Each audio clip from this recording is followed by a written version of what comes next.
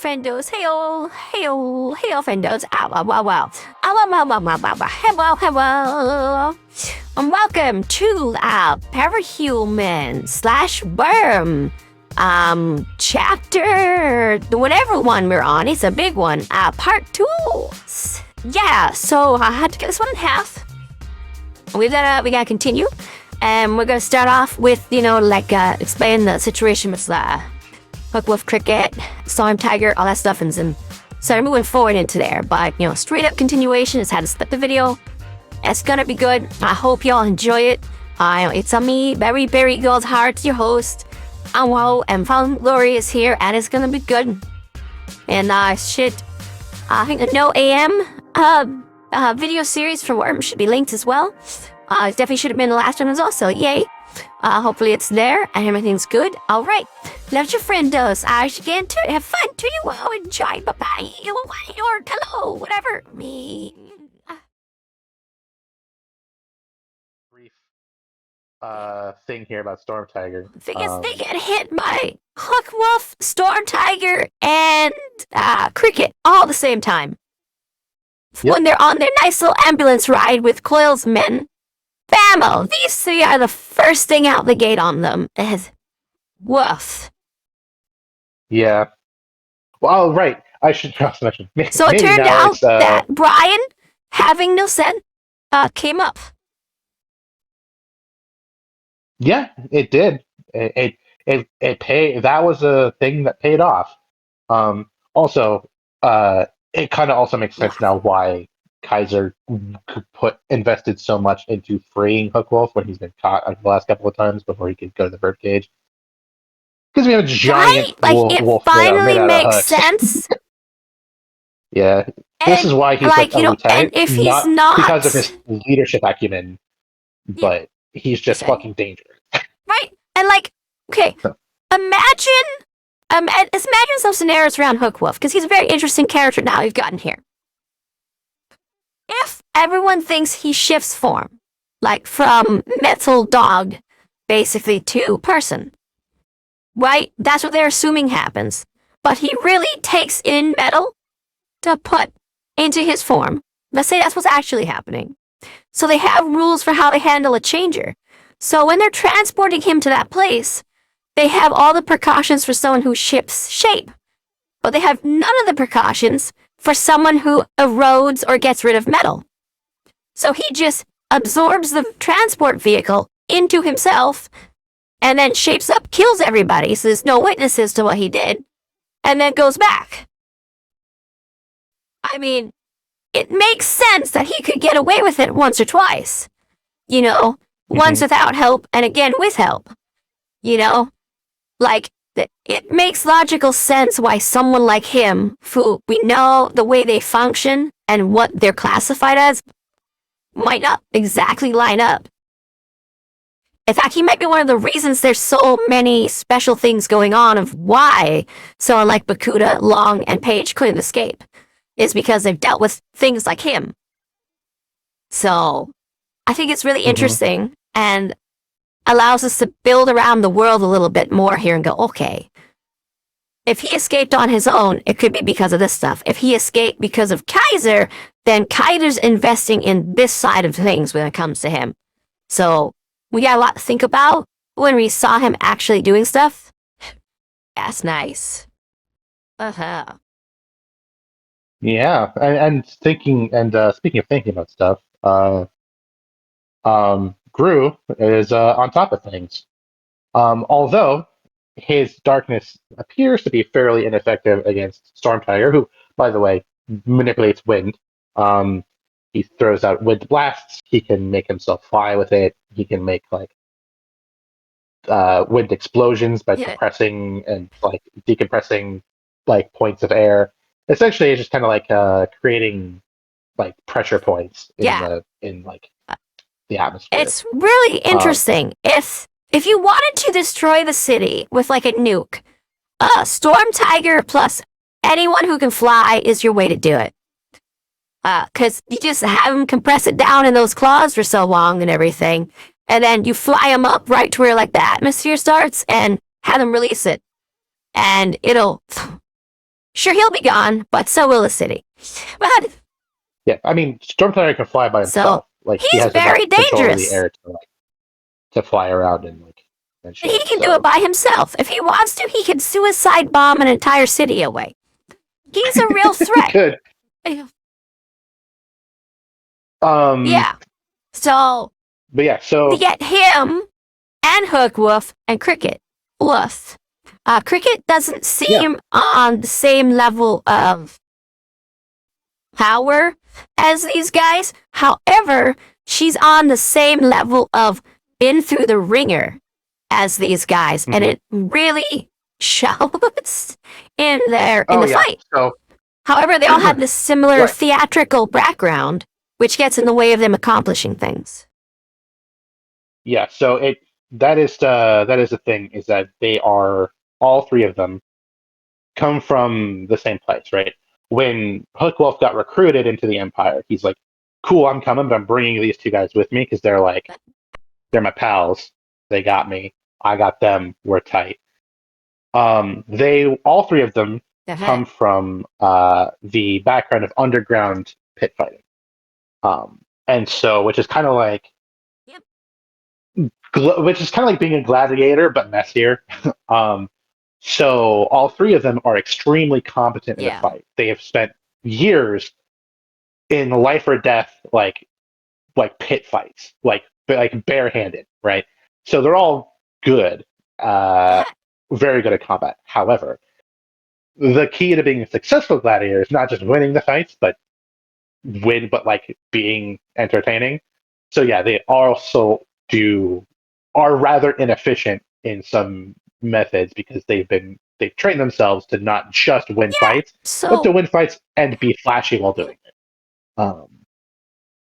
What's interesting about it is if you want to be a good kind of fighter of this nature, I'm going to say it that way, what you're supposed to do if you still want to be an effectual fighter is your start of a fight with someone new, you do one of two things. Either you try a bunch of different moves and stuff towards them to get them to do a bunch of different stuff so you see what they're actually good at or capable of, or you take a beating by getting them to do these different things, by triggering them to do it so that you get hurt a lot. And then when you've been beaten down and stuff like that, you get up and then you really take it to them. All three of these guys were utilizing the strategy of, ooh, I get you to do the stuff and whatnot. Ooh. While, I'm throwing stuff at you, pa. Instead of any of them being the type who's like, I'm going to get you to hit me as hard as you can. Show me what you're capable of so I know your limit. And then, while I've been, holding back and protecting myself and taking hits, that'll come at you when you've shown me everything you can do, and now I know it, and you can't resist me because you don't know what I can do yet, but I know everything you can. None of them were doing that last strategy. I think that might be. So it's kind of an odd combo because if you have a group of these guys, you should have one like that. Well, the thing is, right, is if you're a supervillain, right, and you're often fighting not just superheroes but other supervillains, right? If they are, if you're kind of coming up against another super person, someone with powers, and they are like bust out something you've never seen before, and your idea is to like just take the hit and analyze it. If that thing is way more powerful or a specific counter to like you could be out of the fight immediately. So it doesn't seem worth taking the risk to basically go into every fight with somebody new, letting them take shots at you because they could have any power. You have no idea. Like even if you thought like, oh, this person just controls bugs, maybe there's more to it than that. And if they just haven't needed it because you're Hook Wolf, right? Who have they fought before? Like Lung, right? How did she take down Lung? You don't know. You weren't there. No one was recording it. So like maybe there's something more to her power that like maybe it's a good idea to just kind of like take her down quickly, or take down your opponents quickly rather than let them bust out something surprising, and it might be like something that just knocks you out immediately. There's nothing you can do about it. Yeah.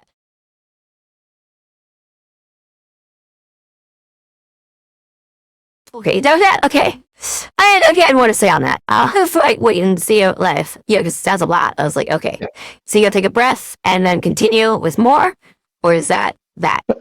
Yeah, no, So that's kind of the end of my thought process. that's true to an extent, but it's interesting that no one on his team that he brought with him is like that. Because it implies that if anyone's that way, it's him. Because Mm-hmm. yeah, but he doesn't behave that way in combat. So it was really bizarre because it means that no one on his team has endurance. So all these people are sass act, get the job done. No one's lasting long time in a fight. So they're in out kind of people, which makes sense for a strike team. But at the same time, it's odd that they weren't at a like specific target, So it was really interesting that they were there. If I believe that Empire 88 had brain power, I would have assumed that the reason they were there was because they knew it was one of the main routes into that part of the city and into the docks, and were therefore specifically there to wait for a sign of the people they're after showing up. But I don't believe Empire 88 has intelligence. So my thought process is they just went there to strike out and lash out at the city like Crybaby Whamwaz, and that they were just going to take it to the police there and do some other stuff and whatever, which, with what we see from the text, is sort of how it's written. Which, again, doing that doesn't make sense, but they all make sense, so... Yeah, Hookwolf actually tells them exactly why they were there. So he basically mentions, like, yeah, so right now the Empire is being hunted, right? Because now everyone knows who they are. And they're Nazis, so people are on their way to come hurt them, right? And heroes are out there trying to arrest them. It's like a whole mess, right? And they kind of just watched the entire city mobilize against, like, Bakata, right? They watched how that went down.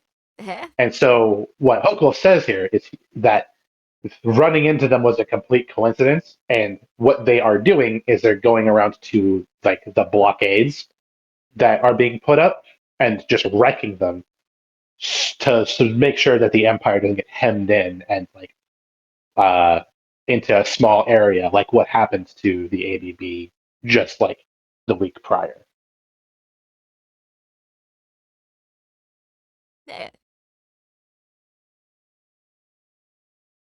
Interesting.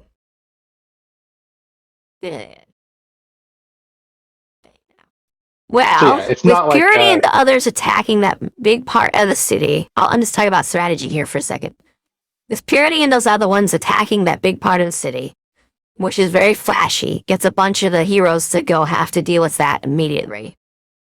It might make sense before the people from other cities start to come in and help out, because that's what happens with ABB. Before that point happens, to take out these blockades if they're actually getting people out or resources in. mm-hmm. But I don't know if that's actually happening. If it is, then this is actually a good strategy, and they are the right team for what they're doing, because it's a strike force.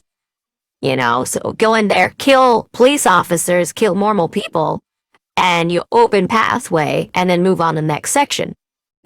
If, however, they were actually expecting superpowered people to be in those places, they're the wrong team. So it's interesting. Kind of says what they're expecting and what they think's going to happen.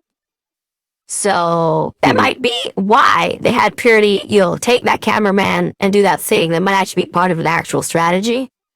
Not just like she wants her kid back, but let's suggest her, hey, take the cameras thing. That'll get you your kid back. It might be part of an actual strategy to get heroes there away from these blockades. So Yeah, that's I kind mean, of neat. I can Okay. They make some I can sense.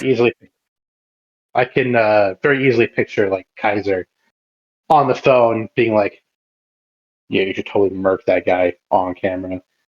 That'll get people's attention. That'll make them act quick.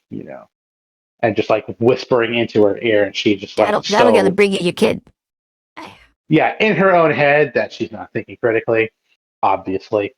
Not like Yeah.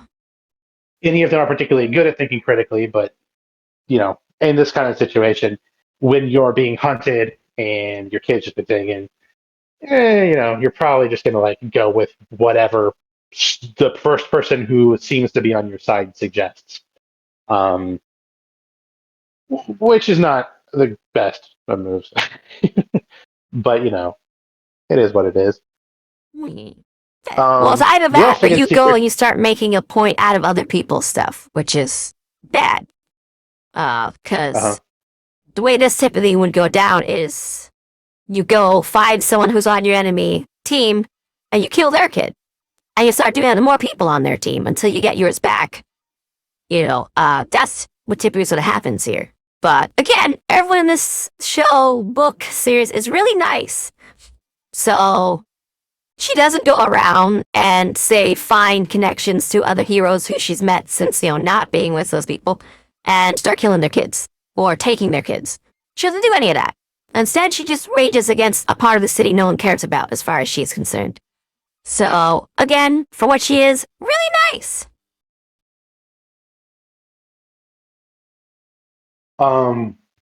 We also get to see Cricket's power here. Um, it's interesting that Uh-huh. the undersiders we have here today are Gru and Skitter, right? And the people they are put up against are Hookwolf, which neither of them have anywhere near the level of firepower to take out, as well as Storm Tiger, who can not only keep the bugs away from him, but also blow away Gru's darkness. And also Cricket, who also apparently doesn't need to fucking see. It's a fight.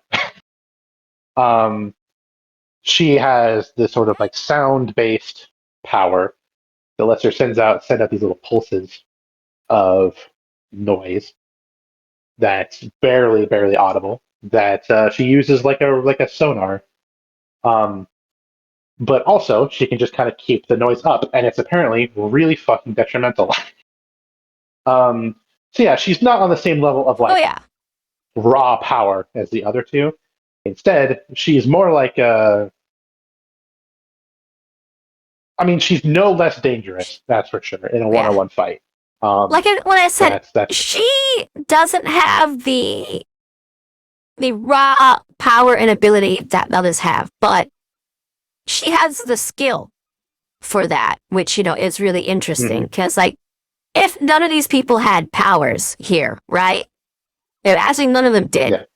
she still has more experience and capability in a fight than Gru or Taylor, let alone the two of them combined. She could probably take them both out in just a Oh, fight. easy. Yeah. So, yeah, easy peasy, no problem. And they have 3 people on that level dealing with them.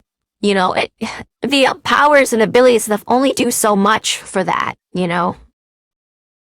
And this Mhm. really showcased that. Someone whose power is basically, I'm a little noisy, because they trained with it, they know what they're doing with it, wrecked them, like And the they know what they're fact doing she without didn't it. kill them was because she was, testing the waters, basically. Like she's striking at them, doing these things to see what they're capable of, because they were going to catch these guys would have been like the easy thing, like take them and then like start blowing off their limbs and stuff so you can get Purity, her kid, back, which is just a bonus win for them. And then they'd kill you anyways if they got it. Like that's what they would do.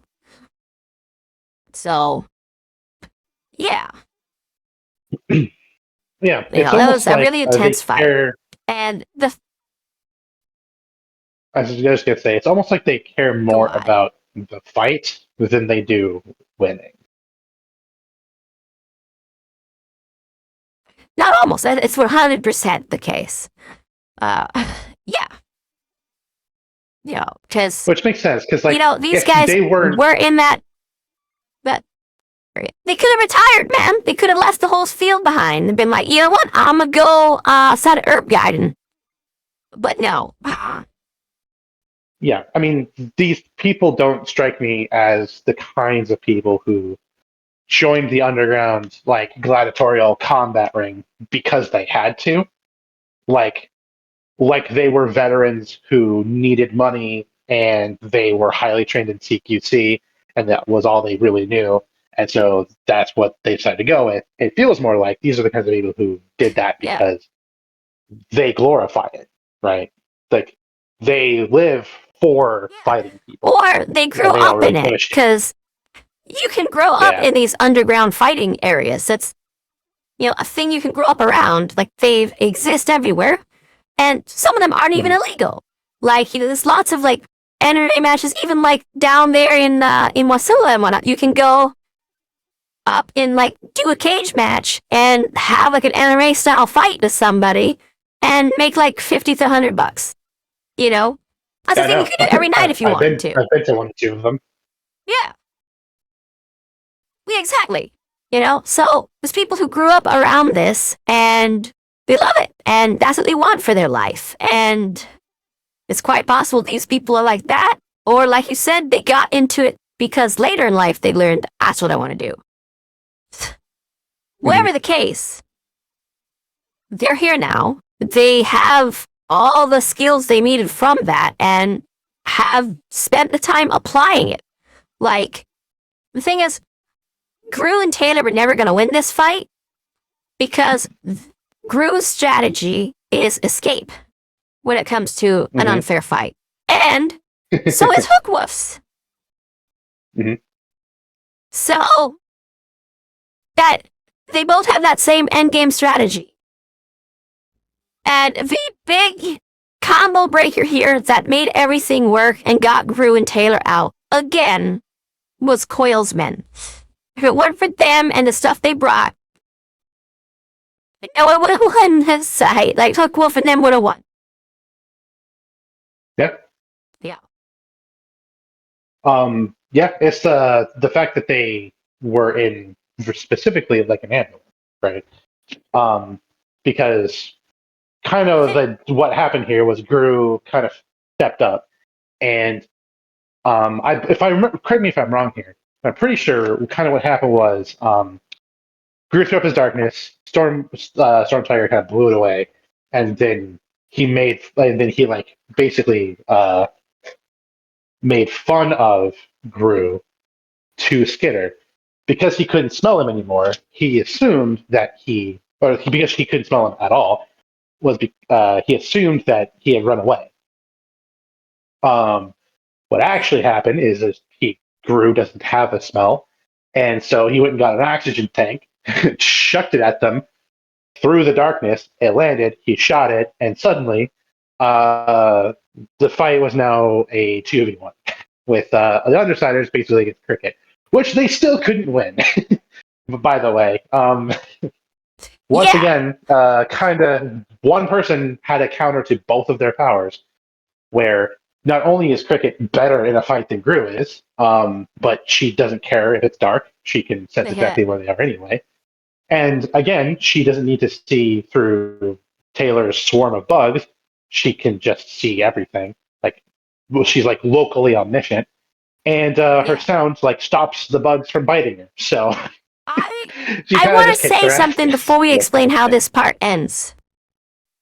Yeah. So, I believe that Cricket already has a spinal or leg or hip injury. And there's a reason I say that. Usually, women who are in this sort of scene and everything get really good with their legs and kicking, etc., or crushing heels, stuff like that. Not, like the ankle, like hitting you there to break your leg Mhm. and stuff with their own leg. is the thing you do. They exemplify using their legs in combat. Or even to get it to where they can push a man to the ground. They don't use their arms for it. They use their legs to get that done. She wasn't doing any leg work there, so I believe she already had some sort of injury when it comes to her legs. She was really focused on planting herself to the ground and then using her arms, which is more like a masculine set of fighting here. And then Taylor, I think, stabs her in the hip and then pulls it up to her waistline, I think. And so this lady clearly already has some sort of hip injury thing, and she gives her a new one. Literally rips her a new leg. So it's kind of great. We exasperated the problem that lady already has. Yeah, it's entirely possible. And it's also a mirror of how she dealt with the last ABB dude when she stabbed him in the thigh. It's almost like she goes straight for the weak points, right? No, Empire, can't run, can't chase me. See, she's learned her fight was Lung because she took out his eyes afterwards in case he got back up. Now she's taking out people's ability to get back up. She's like actualizing these things. It's great. It's like every time she's like seriously like tried to hurt somebody, she's either gone for their genitals, their eyes, or their legs. Those are the three things that she's attacked so far, like exclusively. Not center of mass, not even neck, specifically their eye. Because even with the Empire guy earlier, after she stabbed him in the eye, in the leg, Brian learned a little bit from her too. He shot someone in their knees, like bam bam. I remember that. Yeah. I don't remember who he shot anymore, but I know he shot someone in the knees. Bam bam. That's what he aimed for. But he's learning from her. Yeah, I mean, and it's definitely working. Yeah. But yeah. So Hook will very kind of shrugs off the explosion a little bit. Like he loses a good chunk of his arm, but he'll be fine. He's a regenerator. Storm Tiger on the other hand gets knocked the fuck out. The fight with Cricket isn't going very well. But Skitter is like, you know what? Something I thought interesting about Storm Tiger. So when Storm Tiger got knocked out, he just sort of got knocked out. I was really expecting that the concentrated wind stuff was like a really deep focus of his, and if his focus left it, it would just make the big wind explosion. So I kind of expected that if he got knocked out, he'd go flying away and all the darkness would clear, like boom. But that didn't happen. So the way his power there works is different than I thought it was. Not quite sure how, but it's still a good note. Like, he needs to concentrate to make the explosion rather than concentrate to stop the explosion from happening. Yeah, it's interesting. Once Taylor manages to win the fight against Cricket, because when Cricket decides to try to stab and cut her, turns out the spider silk costume is good for something, and it stops her from being sliced to pieces or pierced somewhere important. Catches her by surprise just enough for her to stab Cricket's leg. Attack it a few times, and they. Yeah, no wonder Brian wants armor made out of this stuff, man. Yeah, this shit's fucking awesome. Oh yeah, if he had that, if he had a chest plate of that, he would not be suffering the way he was throughout it. Woof. No, he gets fucked up pretty bad, but they get away. Yeah. Right. So one of the things that kind of happens before this is that Coil, basically the Tattletale talks to Coil. Coil agrees to tell Kaiser. 1 second. That he was the one who released the information. Oh no, don't. Sorry, my cat was trying to eat Max. Nah. Had to stop that. Yeah. Um. Had Yeah. So Oh, so no, basically, don't do it Telltale again. No, context. stop doing that. Okay, you put somewhere else. Go be silly elsewhere. Love you. Ah, sorry. Woof. We good? Well, you're good. Yeah, Okay. that was silly. Oh my gosh. So Telltale gets a hold of Coil, says, "Hey, we are escape artists. We're not really built to take, flack from a group of enemy parahumans, bigger, twice as large as the local protectorate. So could you do something about that?" And he's like, "All right, fine. I'll tell them that it was me because it was. Um, so that way they know it wasn't you." They're like, "Cool." So he does, or he claims that he does. We don't know that for sure. We don't see it happen.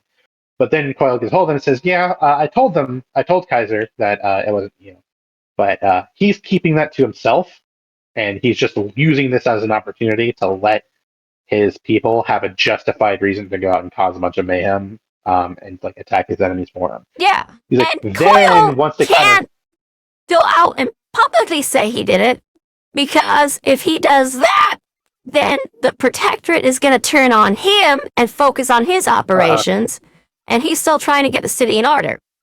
So, yeah, yeah, like yeah, because right catch now 22. there's just the accusation that it was the Undersiders, right? There's no proof or anything.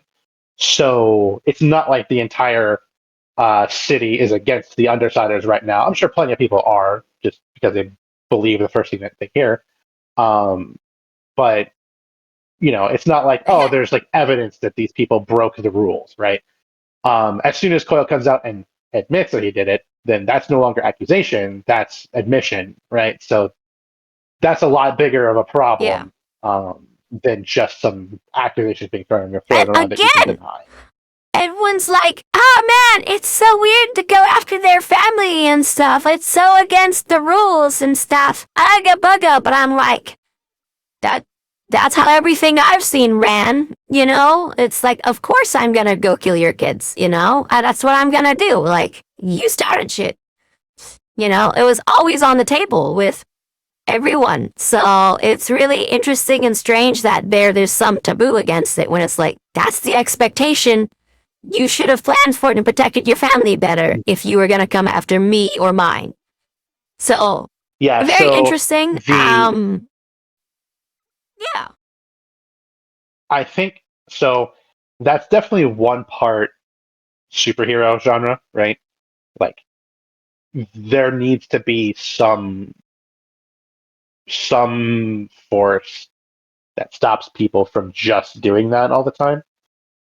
So it's partially a genre thing, but the way it's explained in universe is that the heroes don't go after villains' personal identities, right? They only attack them in their alter ego.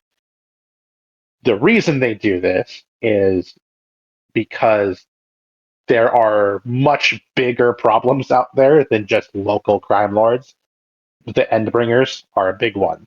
And when Endbringers attack cities, the heroes need the villains to trust them enough to come to them and offer their help fighting these things, or else they're just gonna, otherwise the world's gonna like die much faster. Um, so that's why the heroes don't do it. And the hand wave, the reason in universe why villains don't do it to each other is because of the threat of like retaliation. Where if you are a villain and you reveal, like, I either reveal someone's identity or you go after them in their private identity, knowing that's what you're doing, and it comes out that you did that, everyone else is now knows that that's something you're willing to do, and therefore they come after your ass and do the same thing to you, and then get rid of you, and to maintain the status quo to protect their civilian lives, right? You're like, you know, you broke the code that we have to not go after each other's civilian identities. If you're willing to do that to them, you're willing to do that to anybody, we're gonna get rid of you. And so you become like the focus of everybody. Um, and especially the heroes especially now have to come after you, because if you're willing to do that to somebody, it's I think it's really entirely possible strange. you're I'm willing just to gonna make say, it the I think hero. it's really So, strange that there's a place out there where it's not like that, because like everyone is everyone's focus. That's how it was, and then some people are just more hardcore that way. Like the Perrys, for example, took blood feuds very seriously. You know, it was basically if one of them showed up and you're my bloodline, it's kill on sight. Like I have to try to kill them because they will try to kill me no matter what. You know, that's a 100% still to this day. Because they'll do the same thing, like 100%. It's like they see my kid and they know it's my kid, they would come and kill my kid. So it's very weird to me that you don't have that here, and I guess it's just a cultural thing. But I don't get not having that. For me, it's always gonna be weird. So I'm gonna take as it's a weird, funky thing of a setting, and I'll accept it for that. yeah, and also I think the author is kind of coming from,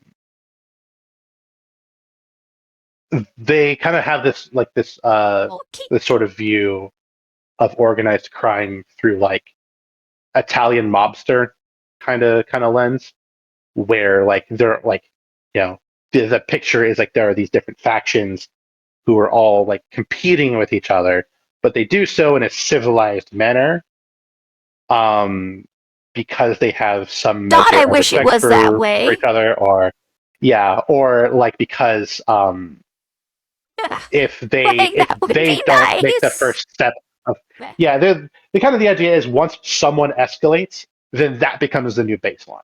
So instead of that, when I someone mean, escalates, everyone takes them out and then goes back to the status quo rather than rising to their like to that new like to that new level. Um, there that would be so are nice. there are reasons in universe for this, and you've actually kind of touched on a couple of them, um, when you Oh, were going nice. through theories earlier. So it's not just a cultural thing, and in fact, um, again, I've been watching Noam's videos, and he said something that kind of stuck with me, and I want to repeat it here for you. If you notice Oh, yay. something inconsistent, that's not a it's not a mistake, it's a clue. And he's right, because when I was reading through it, I kind of thought a lot of things where I'm like, that doesn't really make a ton of sense. And it wasn't until much later in the story where I realized, oh shit, that was a hint. Especially once you go finish it and you go back and read it again, or you're like me, you read through the wiki, kind of remind yourself of shit that happened. You're like, oh no, this all makes total 100% sense based on what I know about stuff in the future. So the fact that you're catching on to that is important. Keep it in mind. Um, Okay, I because will. I will do so. because that's a hint. It is a hint. Because you're right, that shit is kind of weird, right? That's not how people act. It's not Yeah. how people react, right? You see what Purity's doing here on her own, right? Um, that's Yeah. a pretty natural human response. Maybe a little bit exaggerated, but not Right. really. Um, you know, Not really. so Not from my experience. yeah, so it's not just the fact that people think to themselves, "Hey, if I go after Purity in her civilian identity, then she's going to come level the city block I live in, the surrounding 3 city blocks, and then fly to Boston, where my grandparents live, and level their retirement home too, just for good measure." Right? That's that's not the only reason, but it is a Yeah. pretty good reason on it.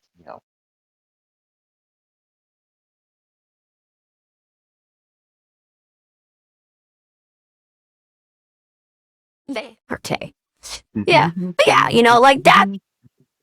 Yeah, if everyone could just step off of each other's stuff, then nothing would ever happen. But people keep stepping on things. So, Yeah. it's just everyone in this world is so restrained, and it's really it's cool. It's very fun for reading, but it's just like it's so I don't know. It's like reading about like British nobles, and they're talking and having conversations and stuff or whatever, right? And the way they're having their like tea parties and stuff is set up like I don't know, like how Japanese tea ceremonies are set up instead. Like it catches you like, oh, this Mhm. is a weird thing, but like for this book or this setting or whatever you're doing, it can make sense and work there. But it's if you were in Britain, you go, man, that's weird. That's not how that works. What? Yeah. You gotta understand there's all this stuff Um, going on to make it seem okay, I can believe it for this. Let's go and enjoy it. yeah. I will also say, again, Arc 8 is kind of where shit changes pretty drastically. So this is going to be I'm kind of so your close last to it. opportunity to experience the status quo as it was. Um, After this point, the story is going to be different. I'll just be frank with you here. Things will not be the same. Starting immediately after this arc. So all these sort of like thoughts that No, you have, right. just Sweet. keep them in mind because you won't see them again for a while. And then when you finally get answers, it'll retroactively make this make sense. So, um, Okay. right, pretty soon after we Maybe get to like, see because like Rune and the Crusader. end, the end builder people stuff sound very much like where I expect things would go. Like if the people I ran with had superpowers and stuff like that, it would get to that point. So maybe this is like a response to things getting that far. Uh, Yeah, you know, maybe it's something like that. the Endbringers. Yeah, the Endbringers have been around long enough that everybody has seen what they're capable of. And again, need to stress that Leviathan, who we're about to see, sank the entire island of Kyushu, the whole thing, by himself. I mean, he kind of had assistance, but not really. It was like the whole thing. It's just gone. Hence why Japan is Yes, you know. like hemorrhaging people, right? Um, and that's not the only place he's sunk, right? I won't get into everything he's done just yet. I'll wait until after his arc to kind of tell you more about him. Yeah, because then I when I start reading it, I'll go, oof, oof, peace, not Tahiti, or whatever. yeah, there are so there's obviously three Endbringers, and What the hell? of them, I kind of find Behemoth is kind of like to me, sure, he's there. He's a fucking problem. But each of the Endbringers is kind of like a problem in its own very unique way. And Leviathan to me, I find to What's be the that? most interesting, which is weird because the Seamerg is a thing, and when she comes up, she has a lot more going on with her. But Leviathan to me is probably like has caused a significant amount of Earth to change in response to his very presence. Um, but yeah, we'll Fine. talk more about that when after you finish the next arc. Um, so Yeah. we get to see Man, we get. I'm gonna say again, Go ahead. I'm excited. I hope so. You're gonna love this. Trust me. Like Yeah. you've been like I've been consistently asking like rate this arc out of 10, right? I've been getting a lot of like sevens, eights, 7.5s. I think past this point, um, those numbers are going to change. I can I can imagine a few places where it might be lower, but most places I'm going to assume I'm pretty confident that they're going to be much higher. Like, look, if it But we'll wasn't see. for purities, actions in this arc. I think this would have been my first, like, 4 or so. But, like, because of her acting what I think of as realistically yet calm, like that's why this is around, like, a 6 or 7 for me. Mm-hmm. But yeah, Yeah. and maybe, just maybe, once you get later down the line, you'll look back on these and retroactively change your mind as to the rating system. Maybe not, and that would be Which totally would be fair. I'm cool. not going to expect you I to, don't know. It would be really but you fun. might. Maybe I'll have a more defined method of how I rate them, which should be pretty neat. Mm-hmm. Like, maybe I'll start building a system, and then when I come back here, it'll have a more defined reason why it gets what number it gets. That would be cool. Okay. Yeah, we can talk about that after we're done here if you want. Duh. If you have time, I'm not sure when you're That'd going be to fun. bed or work or whatever. So, right. Let me Finally, check. I'm going to try I this. have time. Better. All right, cool. I'm going to try this a third time. We get to see Runing Crusader here. No. Briefly, if I remember correctly. So, we also get to see who's here. New Wave and Yeah. Aegis. Crusader we see briefly a few times. And it's kind of interesting. And then we see Lady with the Rocks, their Terra equivalent character is here. Yep. So And her then we power is a have little bit more Night versatile than that, but and Fog. I Night think. and Fog, yeah, they show up. Yeah, they show up here as well near the end, in the middle, something like that. But let's start at the beginning here. Rune. Yeah. So you kind of got like earthbending sort of power, like ideas when reading about her for the first time. That's how she sort of comes off. But what I'm getting is she has some sort of if it were given like telekinesis based off touching inanimate object, which Yes, very that is. versatile. But she doesn't seem to have, because again, she's just a little racist little bitch. So she doesn't take the time to get creative or unique with that ability. There's a lot of horrible things she could have been doing instead of just what she was. Mhm. But yeah, she was kind of just putting on a show and playing goalie. You know, Mhm. yeah. So she's not important to the story.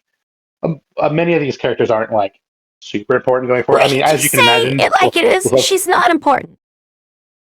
yeah. So Yeah. Leviathan showing it kind of like changes the trajectory of things. So I'll explain their powers a little bit more in depth than kind of what you get here. Um, so Rune does have like a touch-based telekinesis, and basically the way it works is she like imbues objects with her power, and then she can control it with her mind until she decides not to anymore. However, her Nice. telekinesis is unique in the fact that it works, unlike most forms of telekinesis, it works better and better and better the larger the object she's trying to control. So she has really hard time with very Well, small that's objects actually and pretty being cool. like finesse. But if she picks up like a fucking Volkswagen, she can move it really fucking fast. um, she's mainly used for transport, Yeah. which is Interesting. absurd to me. Yeah, But that makes sense. whatever. I Yeah, mean, I mean, she's not she's definitely creative. Like, if she were more creative, there's a lot of things she could be doing with that. oh yeah, yeah, she's like scary to fight, but I mean, usually the objects she's throwing at you are large enough and coming from far enough away that you can see them coming, and because she has very very Yeah. little finesse, If you have you can kind of move a out of the way. decent way of building up But speed, you can get out of her way. You can deal with her. Especially if you have yeah, that plus a ranged implement. It's if you don't, if you're walking, and you punchy, good luck. yeah. Luck. Or alternatively, you can just do what they did and have a regent on your team and make her like stumble and fall. um, Yeah. Also, again, that I I would not have said, no, I don't want him to die. I'd have just straight up been like, okay, well, she dead. Moving on. But, yeah, Yeah, they're very but I mean, nice. I like how Alec was like, oh, right, and that was really great. I like that little moment there where he had that thing of like, duh, of course, that's right. that was very good. I'm starting to like him. I know, right? Region is an interesting one. Because like the more you get to know him, the more you kind of hate him, but also the more you kind of like him. Which is I can't. he's a man It's of great. he's a man of depth, which is weird considering how shallow he appears to be. Yes. There's stuff going on there. I think Crusader. So yeah. Crusader is a cheaty I love cheater it. McCheaterson. Crusader basically Yeah, makes 100%. ghost copies of himself, and he can have many of them all at once. And he just controls them pretty much however he wants, and they can scout for him, and they can attack for him, and they can fly because they're ghosts, and they are Manton limited, And they can move but the through other things. way Yeah. around. So they only interact with living people or living creatures. So they pass through any and all inanimate material and forms of energy, and then they just stab you. And there's very little you can do about it except try to fight them back with your fists, because pretty much no weapon is going to work against them, because again, they just ignore any inanimate material. So they get spears, and you don't. Yeah. So cheaty cheater McCheaterson. He also Oh, doesn't have to be there to fight you. It sucks that Hook Wolf doesn't hate this guy, because I would love to see what happens if Hook Wolf fights him. Like, that would tell me a lot about how Hook Wolf's power works and how this guy's power works. But we probably won't see that. That would answer so many questions. If these two people were members of the Protectorate, I would say they've probably tested it in a controlled environment and got a bunch of information from it and refined their abilities. Kind of like how Vista and Clockblocker figure stuff out together and they test it. Yes. Oh no! But that's these right. are Nazis, With the interlude, like we might lose, like Clockblocker. No. Yeah, we'll get to that. So, so that's them, yeah. and then we get what I consider to be the most brutal capes on the Empire Squad here, Night and Fog. So, those of you who are familiar with history, specifically around World War II, that's a very significant pair of names. When I read that, I went, "Oh, good God!" I had a very visceral reaction to that, and watching them fight, and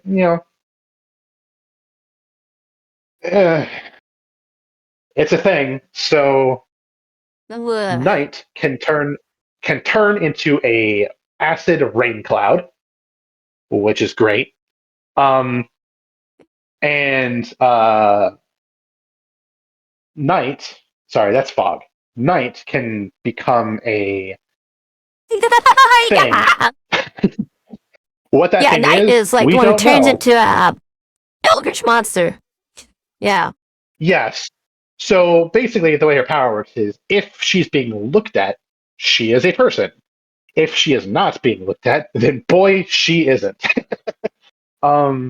Very few people have any idea what she looks like in this form because you need some kind of extra sensory power that isn't sight. Taylor kind of has that, so she gets something of an idea. But the bugs don't live on whatever she is for very long, especially since Night and Fog generally tend to fight together. And when you're in a haze of acid, like acid fog, it's kind of hard to see anything.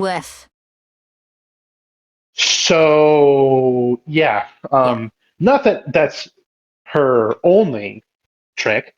I thought the cloak with the hooks on it was fucking brutal and very clever. I hated it. And all of the gear she I has loved it, on but herself. hated it. I was half expecting that her cloak was gonna have on the inside like warble bedazzle stuff all over it. Because, if you use a piece of bedazzle up close and whatnot, you can use it like a mirror. But if you step away like 2-3 inches or further and whatnot, it's just reflecting light. So it makes it harder to see. So when that was thrown up and stuff into the air and stuff, that's what I thought was happening. I thought it was going to be like a bedazzle wall that makes you like, ugh. And then the hooks, after they said the hooks, I was like, oh, if she combo breaking that somehow, it would have been ridiculous. But it was still ridiculous as is. Like, she has room to grow. And she's still doing lots of different fun things. All these different things, the paint, like the aerosol paints and stuff, and all these other things that she's using to make smoke clouds and all these other things, and oh my god, Smoke grenades, it's flash great. things. Like, that's someone who actually knows their power set and works with it. Yep. Anything to make it so you can't see. She brings several different options, just in case one of them doesn't work. Or 2 of them don't work, or 3 of them don't work, or even maybe 4 of them. She's just going to keep going through the list until she becomes a monster and fucking rips you to shreds. Because her changer form is even more dangerous than Hook Wolf's. It's just far more conditional. So, as long as you keep eyes on her, she's just a person. So, good luck with that. Yeah, that's those 2. I like them as characters. Boy, I fucking hate them. God, they sound like a nightmare. Yeah, I like that they exist. I find it very odd but interesting that someone named Night and Fog, that they would have had any problem with what Kaiser was doing at all. Maybe Kaiser's too much of a bitch for what they wanted to do. Maybe that's why they left him to do their own thing. Because they don't seem like the type who would do that, would leave that out of mercy. No, they just don't. They would do that because you weren't going hard enough. Yeah. So the fact that they went back when Purity did is interesting, because Purity seemed like a type who wants to chillax and like, hey, maybe we don't, snap the neck of every Korean we see. Whereas these 2 are like, I don't want anyone who's not my race to get a trial. I just want to kill them. Like... Yeah. Oof. Yeah. Yeah, so the fact she chose the 2 was completely because of their power set and ability to follow orders. She did not choose them for their morality. No. Oh boy. And these guys were just killing people. Which was great. Like, that's what they were doing. Like... Yep. They know what they're about. And they would have just straight up killed the undecideds too, man. Until someone blows the whistle. They did done it. Yep. That's essentially what Purity did, was they couldn't have blown the whistle. Yeah, it was gonna be bad. Finally gets through to Purity and manages to like pull them out of here. However, I did want to point out that I liked the bit where when Knight went to use the flashbang, they didn't throw it on the ground. Like you see in every movie, every book, or whatever. And in fact, it's probably what you're supposed to do with them, but that's not how she uses it. She throws it up into the sky, which is an interesting thing, because she doesn't... Because the thing about a flashbang grenade is that it does 2 things. I think there's another reason to that. I think one of the reasons why it was thrown up was because there's battles happening in the sky, and they found the Undersiders, who Purity thinks may have been the ones who stole her kid. So it's sort of like a signal to anyone up there to let Purity know that they found something. And it could have been set up as a signal Yeah, ahead of time.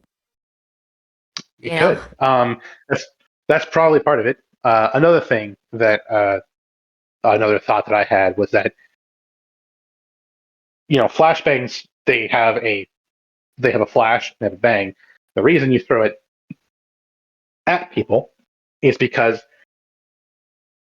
the bang is more effective the closer you are to it, right? The closer you get it to the person you're trying to incapacitate, the better the bang is going to be. And all she needs is Which the is flash. like, It is, yeah. yeah, she doesn't give a shit about that. She just needs you blind. And your options, you have two options when she throws that thing in the sky. You can continue looking at her and try to take her down very, very, very, very quickly before you get blinded by the flashbang, or you can look away. Neither of those options are great. They're both pretty bad. So you're pretty much put into a lose-lose Yeah. scenario. And unless you can communicate with your team very swiftly and have half of them keep looking and have half of them look away and look back as soon as it goes off, like you have like maybe like a couple like 2 seconds to figure that out to come to that conclusion. That's not going to happen unless you Yeah, know it's about it ahead of rough. time. So, and even then, now you've got half your team blind, so she only needs to worry about the other half. And especially if it's multiple flashbang grenades, that math isn't going to add up for very long. Anyway, I like it. I thought it was interesting. Oh, it's so Good fun. The match way she out. was using all of her tools was really cool. Yeah, Yeah, Gru has been through the ring of super blood loss. He's been. It's like, you take someone on a horse and up and down a mountain roll after they have a big open, like, wound. Yeah, it's not smart. But what are you gonna do? Leave him where super racists might find him and kill him? No, thank you. I'll take my chances going up and down a mountain. Thanks.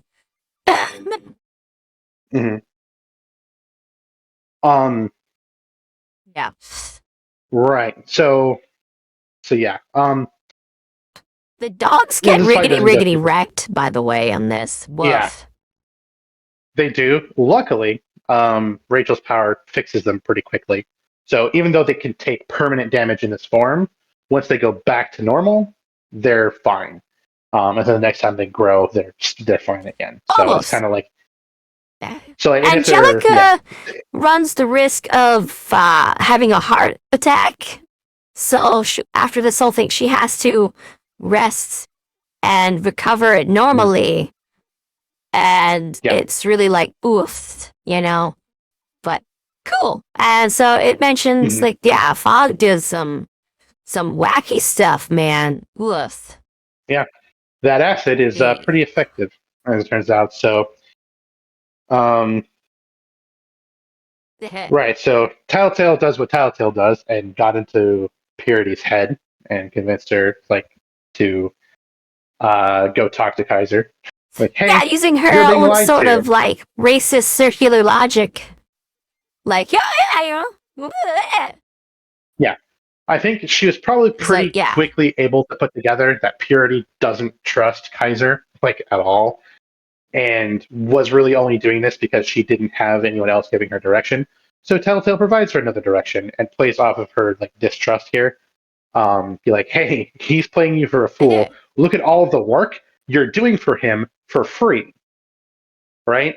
Let me tell you why that's happening, right? And not that Purity trusts her, but everything she says makes too much sense because it's kind of the truth, It doesn't or matter at least because mostly. Purity distrusts Kaiser. That's all she's got to use. Yep. And it works shockingly well. So, well, I guess it's not that shocking. It kind of makes Yeah. sense, honestly. So, Yeah. and If that's kind of the end Purity of the fight weren't a scene. racist Um, supremacist thing and whatnot, it might not have made as much sense, but, she was. yeah. I mean, she is, she's a member of the fucking Empire '88, so she's clearly easy to fool. So, uh, Yeah? right. So, So that's kind of the end of the fight there. Did you have any sort of final thoughts on that before we get to what I think is the most important part of arcs one No. through seven? What Nope. we got to All see right. was just interesting was Oh. there weren't many people handling the air battle on Empire 88's side. But the people they had were heavy hitters. So we saw the whole like family of Glory Girl and stuff out there, fighting those guys, taking it to them. And there's just more people out there too. And then there were people on the ground who we didn't really get to see or any mention of really, but they existed and they were screwing stuff up down there too, which was preventing whatever ground-based heroes were there from helping and assisting taking out Purity. Because for all we know, like Arms Master was there, or these other people, we have no idea who all else was there. We just know we have a few ground level names. stuff was happening, and there was a fight. Yeah, so at least Aegis was there, and Aegis is a ward. Specifically, he's the leader of the wards. So he's like captain of the kid hero team, and he can fly, and he's a brute, so he's tough, kind of like Glory Girl, but worse, or better depending on how you look at it. I mean, he's just different. Glory Girl's super strong and is invulnerable, quote unquote, but we know it's like that force field thing. Aegis' whole thing is that he just heals super fucking fast, and he will adapt to conditions as he needs to. So like, if you, unlike many brutes, where like if you grabbed like say Glory Girl and held her underwater, she'd drown. Aegis wouldn't. He'd be fine. He'd just grow some gills. If you remember Darwin, that's one of the very few comic book heroes that I know. He's kind of like that, but on a much smaller scale. Like, his power won't just magically manifest things. Whatever he gets has to be biologically possible, but his body will adapt to whatever conditions to perform as optimally as possible under those conditions. So it gets dark, he gets better night vision. If it gets bright, his eyes closed, his eyes shut. They go to high, go to like a low light intake mode. He'll like grow. His entire body's optimized. He can utilize like more strength than most people can because his like ligaments and bones are stronger. So he like overclocks his muscles past what normal humans can without breaking things. That kind of thing. So that's his deal. And then then we also see New Wave, or at least the flying portion of them. So that's Glory Girl, her aunt, and her two cousins. Yeah, I think among the bad guys, it's probably like Krieg or something down the ground. Where like two bad guys were specified, but I also didn't care because we didn't see any of them. We just heard they were there. Yeah, no. I mean, it was kind of like tactically, it's interesting to know that they were there, but it didn't come up, so it's fine. Yeah, they are important, but not to Taylor. So we know that they're there, but not really anything beyond that.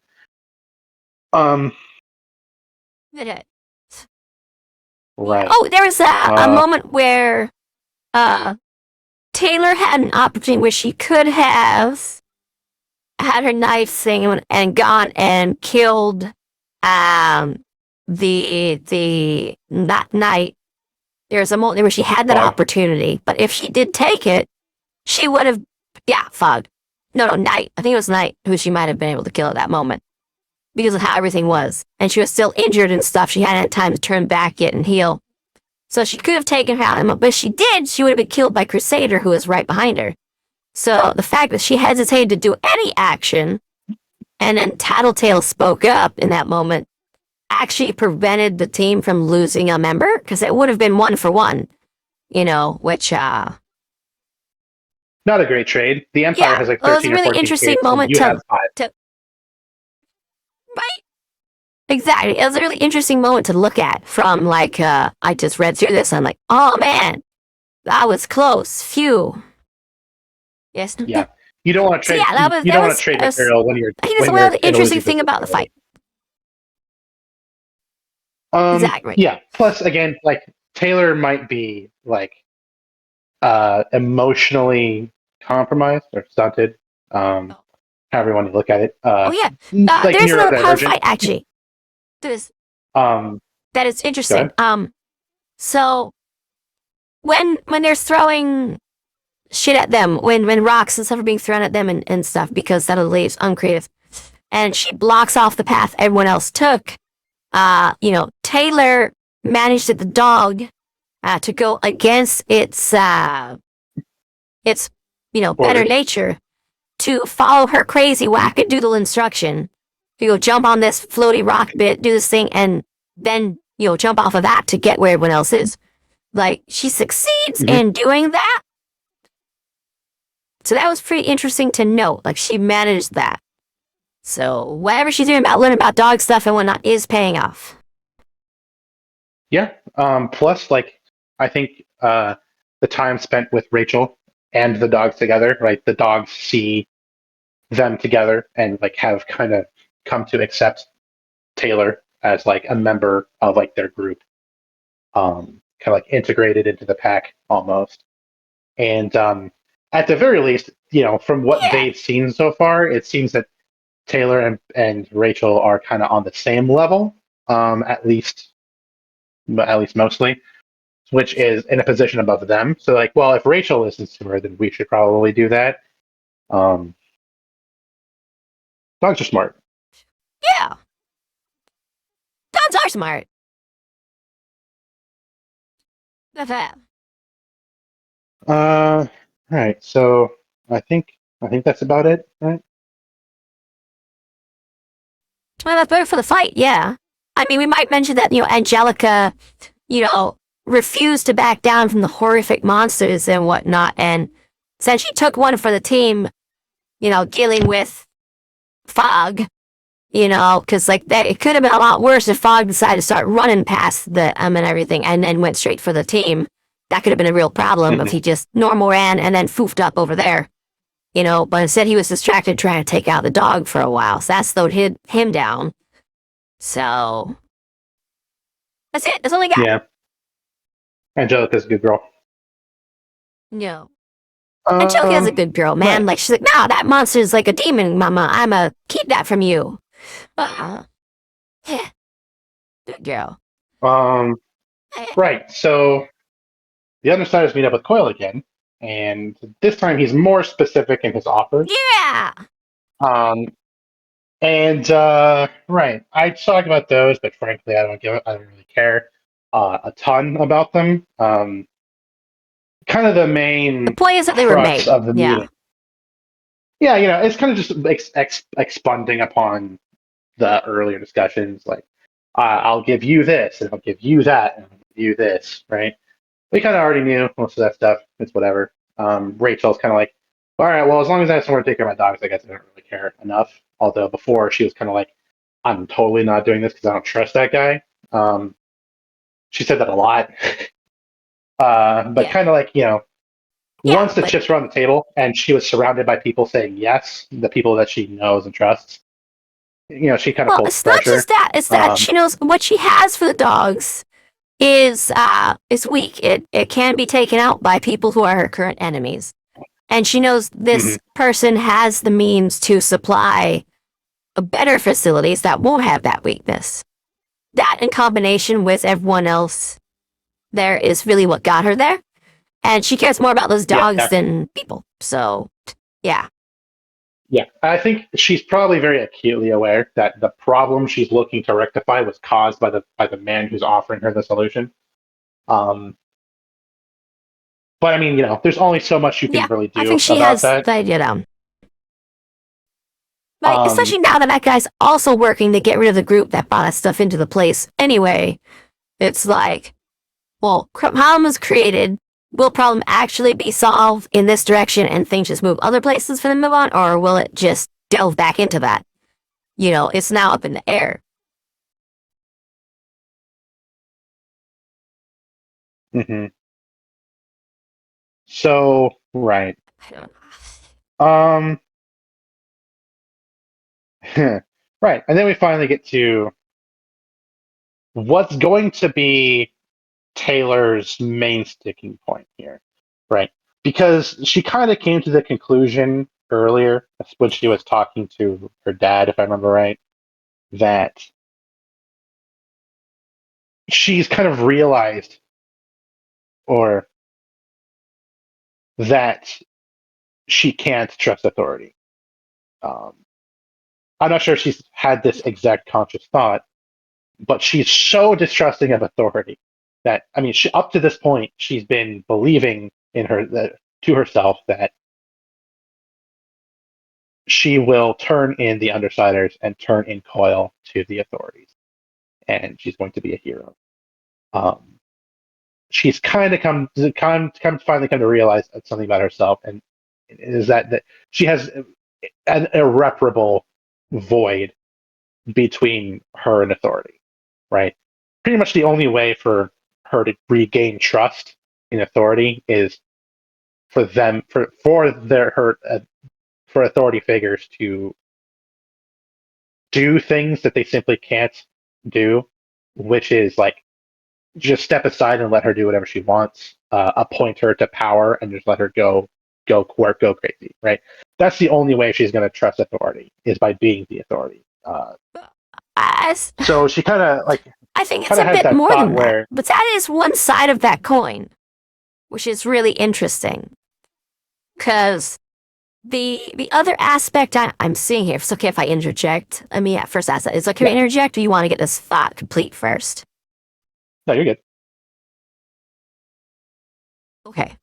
So I feel that she has this thing there where the closest thing to a proper authority she's seen was her dad, like staying out of, they said out of her way and whatnot, but also when in her way, providing things that were useful and helpful and whatnot, and allowed her to rest her mind and everything, and with the Undersiders, even Alec was providing that, because he would bring food while they were doing other stuff like sparring and whatnot.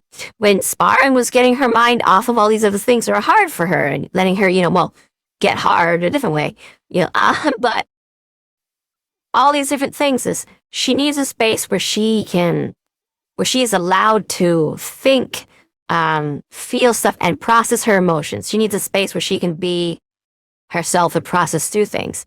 And she's not getting it with her dad anymore. She can't process, so she has to act out and then with Coil, the last one left, really, who enabled the Undersider stuff to exist the way it was, where she was able to do that, is providing things that have specifically, gone against her ability to do that stuff.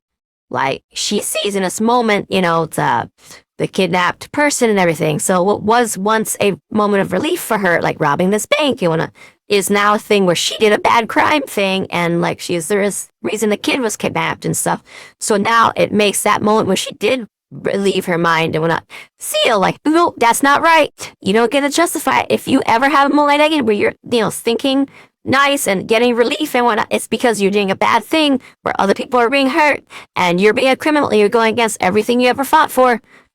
So that's a big part of that. Like she doesn't have the space, and all these authority people are getting rid of her ability to even trust in herself in choosing places to get this rest on, because it's not actually one. It's in reality making things way worse. You didn't think about it hard enough. You weren't doing things, haha. So I think that's a big part of what breaks it, is the thing she thought she was being provided by the two most stable authority figures she's had so far. She wasn't. It was all just ha hee hees. You've been fucking up the whole time. And I think that's a big part of what's playing on her mind and pitting her in. She might not be able to process that in her head yet, but I think that's a big chunk of it. Yeah. Yeah, that's kind of I think that plays into her intermentality coming out of this meeting. I was going to talk about more about her coming into the meeting. So Perfect. Okay. So 'cause- awesome. yeah, All right. my kind of thought there was because like coming out of her talk with her father, she kind of had this thought where I don't remember exactly what she said, but there was kind of that sort of acknowledgement that, oh, I'm not gonna turn these guys in, right? When she was in trouble, she called Lisa. Yeah. Who showed up to help her? Lisa. Like, who set aside all of their natural tendencies to be who and what she needed at the moment? Lisa. And she realized to herself, she kind of put it together that, maybe these aren't the bad guys, right? These are clearly the villains, but they're not the bad guys. And, remembering her treatment, the way she's been treated by her teachers, by Arms Master, right? By pretty much any authority figure that she's come into contact with. And then seeing her dad should be like the last bastion of authority that she could trust.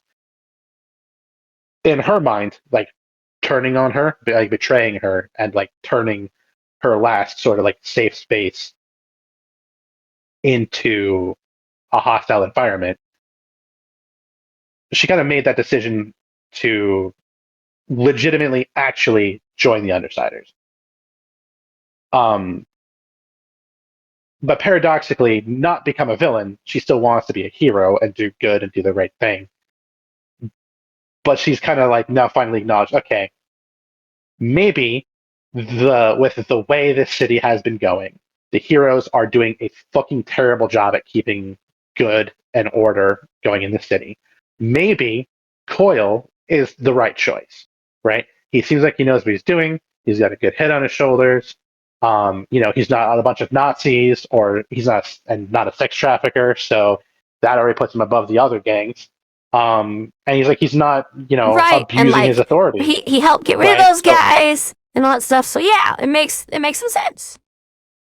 Yeah, so she thinks to herself, okay, I'm going to actually join the Outsiders. I'm actually going to work for Coil, and we're going to do good for the city, and we're going to help, and we're going to do the right thing. Even if it seems like we're the bad guys, we're actually going to be helping. And then she comes into this meeting, and she sees Dinah and goes, well, fuck. Well, maybe trusting a villain was the wrong move. Because she has a very understandable Yeah. reaction to the scenario, I think. She has a very So moral reaction to that. Yeah.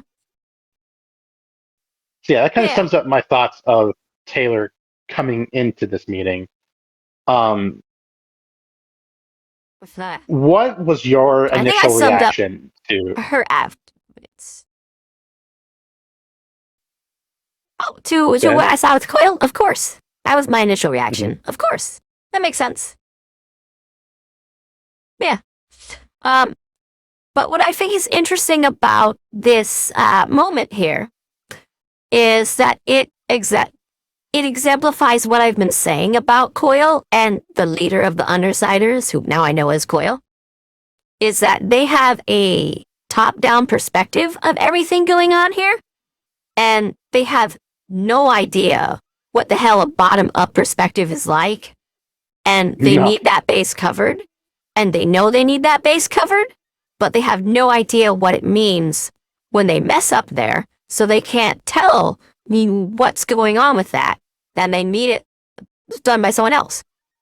So he did a very top-down, amazing move here. But he did a very bottom-up, absolutely terrible move. Mhm. And that was, bringing up and showcasing that he has a percentile integer. He has a computer figured out that tells him the chances of things working out and whatnot. So it's not just him and his ability to do it, but there's another super cool, super effective ability making sure things work. So he can combine these two things, and he has this computer. It's ready to go. He has it set up in his system. Bada bing, bada boom. And this lets you know if you're with me, or you do stuff like this, or we do things certain ways, we can get higher likelihoods. So, yay, I'm going to show you guys the computer and show you the results it gave me, and that will ensure that you guys know you're better with me. But that's a Yeah, it really top-down did feel perspective like of what he did. It's a bottom-up yeah, it really felt like perspective. someone showing Oh off their new boy. toy. He was like, "Oh yeah, Yeah. look at my new like And Mercedes. Don't you want to go cruise around the town?" And you're like, "That yeah. Mercedes is a human being." And you're like, "What?" So Yeah. where's the problem? Yeah. But the thing Um, is, I don't think he's capable of seeing them as a human being. I've met no. a lot of people, and my mom used to be this way when she was young, where, up until she was about almost 19, where she couldn't see a child as a human being. That just wasn't a person to her. It was like a squirrel or something like that, is how her brain processed it, not as a person. And Hmm. after she finally figured that out, oh boy, man, she got so mad at people who couldn't figure that out or understood that or understood what innocence was, including people she used to roll with. Um, but yeah, so I think he's not capable of understanding that an asset is a person. It's an Hmm. asset. The things of its personhood and stuff is just information that gets it to what you can use and do with it. Because again, he has no Yeah. bottom up perspective, and he knows that. But he also has no idea what it means to look at things through that lens. Is why he needs these guys. But because he's so stuck in his top down, when he finds out the numbers have changed, he can't put together that the reason why is because he showed the computer to other people, and that there might be a reason behind that of why that triggered the numbers to change. So Well, actually, that's what he we'll needs those get people back to there that for, but point. he doesn't know this other side. Ah, it's There's so actually fun. It's so another interesting. I love it. there's another very big, very important reason why the numbers change, but we'll get to that at the end. Um, but yeah, like you're totally right. Like this is like the boss showing off their new yacht, right, to like their employees who he thinks are totally his friends and on his side, when actually they're like super fucking resentful that this guy has 10 times their salary and does 1/10 of the work, right? And they're like, that's it's kind of like the vibe they're like he's giving off. Like not that they're like jealous, but just he's just kind of like doesn't process what his Yeah, situation looks like from the outside. Um, Especially not to normal fucking people who have normal fucking yeah, perspectives. Like even yeah, the undersiders have a very mixed bag of reactions. Um, Alec doesn't really care. Neither does Rachel, because again, Rachel is has she cares a lot more about dogs than people, right? And if you're not like one of her people, she doesn't really care. So that's understandable. Alec yeah. was kind of like brain blasted into being like a sociopath, so he kind of makes sense too. He seemed like just as much fucked up Yeah, for shit. him, it's like, You know, I knew that was the deal. Like, he expects that yeah, of everybody, like, yeah. if you're He's like, not y'all knew doing what you're that, getting into. you're this crazy super moral guy. If you're not keeping human slaves, then it's like, seeing someone Then who's what are coming y'all up and even being like, oh, trying? you should join Jesus and everything. Wow, never cut your hair. Do this stuff. You eat kosher. It's like someone coming from screaming that at you if you're not doing this stuff for him. So Yeah. the way he sees So this then is we get normal. to That's the expectation. yeah. So then we get to kind of like the three more normal undersiders, right? And Taylor's reaction is this is fucked up, understandably. This is wrong, understandably. And then she looks around for support from her And how team, and dare everyone's I kind be of like, part of this? yeah, I can't believe I helped with this. That's what she's going through. yeah. And meanwhile, the other Yeah. undersiders are not really behind her on this. So she gets a half-hearted support from Lisa, and that's kind of it. Even Brian is like, Yeah. yeah, my shit's more important, right? which, given what we know Yeah. about him, Ryan's like, makes I knew sense. I was dealing with bad people. I knew I was dealing with bad shit, and that it was going to be awful. I'm this deep Yeah, he's into like, it. I just need to finish this to accomplish my goal. Then whatever. yeah, he's like, he's like, before I can worry about anybody else, I need to cross my finish line. But once I've done that, then I can be all as moral crusader as I want to. Yeah, he's like, I knew what I was getting into, you know, like, he's like, I'm just thankful that it's just this and not even more fucked up, right? It's kind of like what it kind of feels Yeah. like from that perspective. Meanwhile, Lisa, right? It's difficult to know exactly what she's thinking Hale or is a feeling at any given ghost. point. Hmm? Like, it feels like she just got thrown in with an old trauma, like someone who's been attacked by rabbits when they were a kid or whatnot, you know, and then you throw them into a petting zoo with rabbits. She kind of has that sort of feeling going on. Uh, you know, and Like it's she's really seen this like kind of thing woof. before. Oh my goodness. Yeah, she's seen it or been through it. And I'm not sure if that happened to someone she knows, if that happened to her, or what exactly, or if she put people into that state, like, you know, without knowing, you know, like, oh yeah, here's, you know, like, well, that guy gave me candy in the van, you should go there, and then they get kidnapped in front of her, and she lives happens or whatever, you know, I don't know, but she hit like her trauma, Mm. found it, and is right there standing beside it again. I think that she probably went through it, or someone she was really close to went through that. And Mm. maybe she lost them, maybe they overdosed on a drug, or just by taking something like that while under someone else, they died.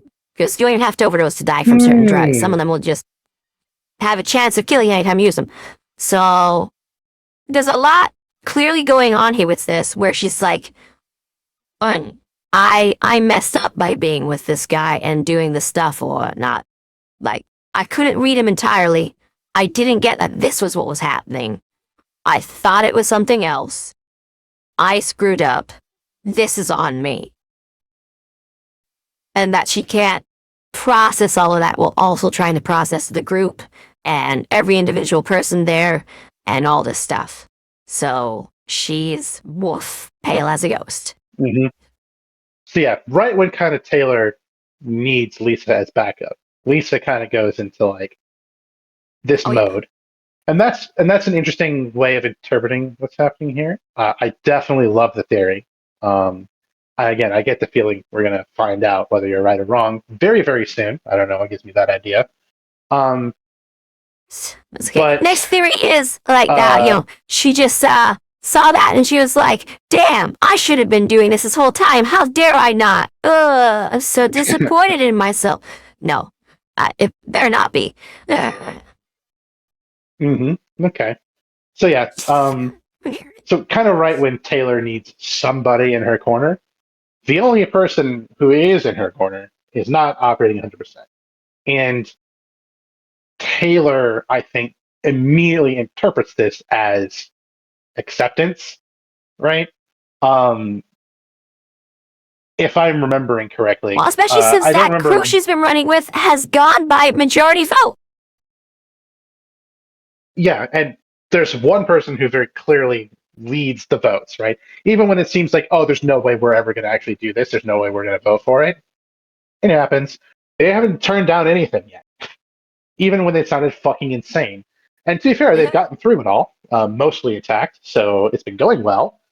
But at the same time, you know, there's that sort of suspicion, like, hang on a minute, who here, you know, like, how much can I really trust them?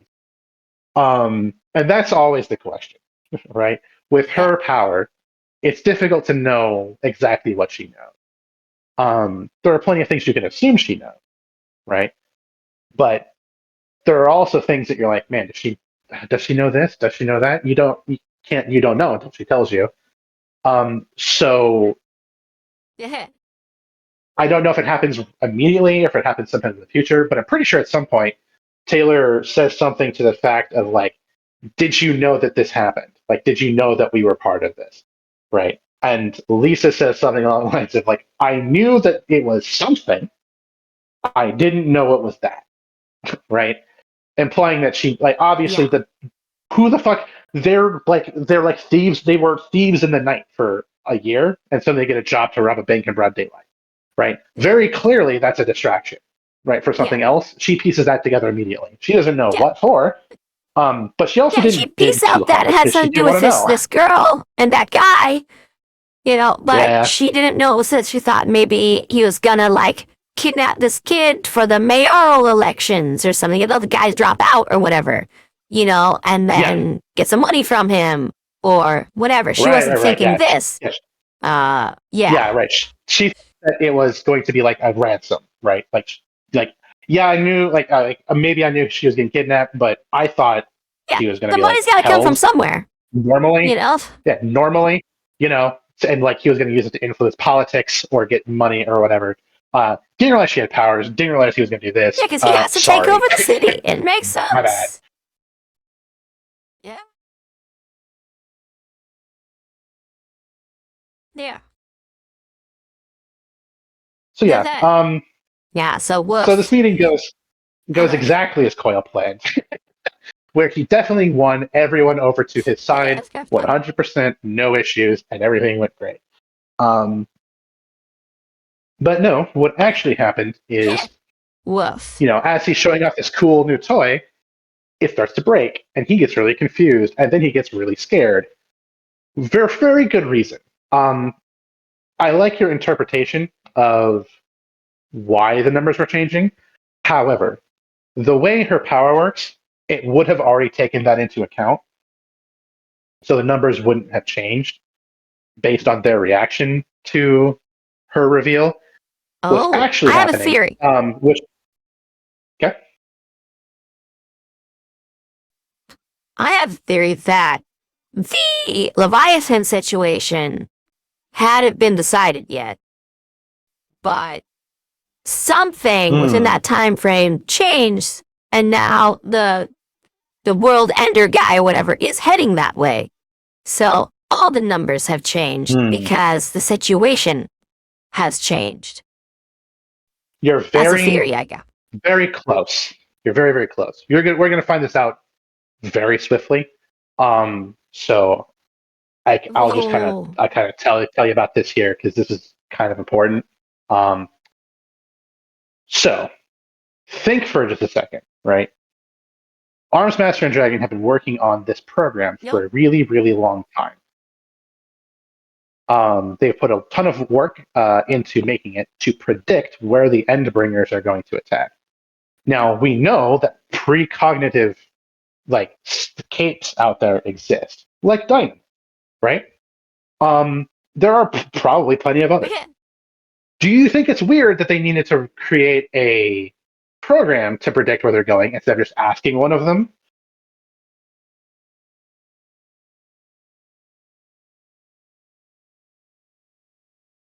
Well, maybe. So I have a few theories. One, because I so far have no reason to think of Arms Master or Dragon as moral people. I Mm-hmm. have entirely no reason to believe they did not use capes who are precognizant in creating their program. I know Hmm. other people would Okay. have reasons to assume that's not the case, but for me, Zemetian acts are the norm. Uh, all Well, right, that's a sentence. so there's that. Yeah. Anyways, so is that. And then, two, it's possible that these people are so outside the realm of mortal cognition. Because we've seen, like, the more powerful someone gets, the more warped their mind gets. Mm-hmm. That someone who predicts, or looks into the mind and whatnot, doesn't have a mind to look into. It's like trying to read the mind of a storm. You're not gonna ask you like, "Hey, storm, which way are Mm-hmm. you going?" You know, so good luck doing that to one of the people on this state. They're like asking a storm, hey, which way you gonna go?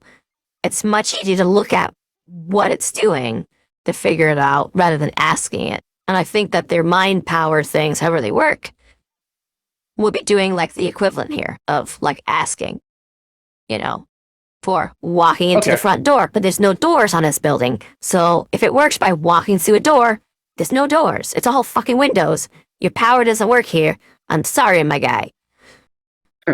You have no power here. So I feel they're like that. Exactly. Okay. You're pretty close. You are playing with about half the deck. Because you haven't seen them yet. And also, there's a very big, very important clue that comes up soon that hasn't yet. And this is very important because of Coil's reaction here. In fact, I don't remember exactly when this even gets explained. I feel like it's soon, but anyway, this is a very, very minor spoiler. It doesn't really affect much. But I will tell you that there are powers out there that affect other powers. Right? I thought so. Remember I was theorizing about Coil? I made that sort of suggestion. Yeah. Yes. So you've kind of touched on this before, where there are powers out there that affect other powers, right? And they're called trumps, right? There's a whole category for them. Huh? Trumps kind of come in two flavors. Like most of the categories can be broken down into two subcategories, right?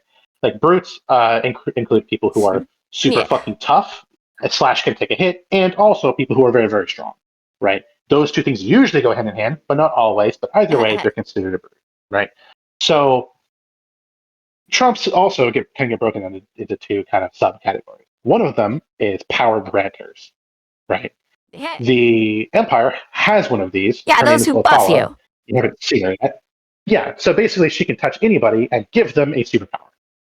There's limitations, obviously, but just the ability to do that is already fucking incredible, right? And everybody would want to get all of them.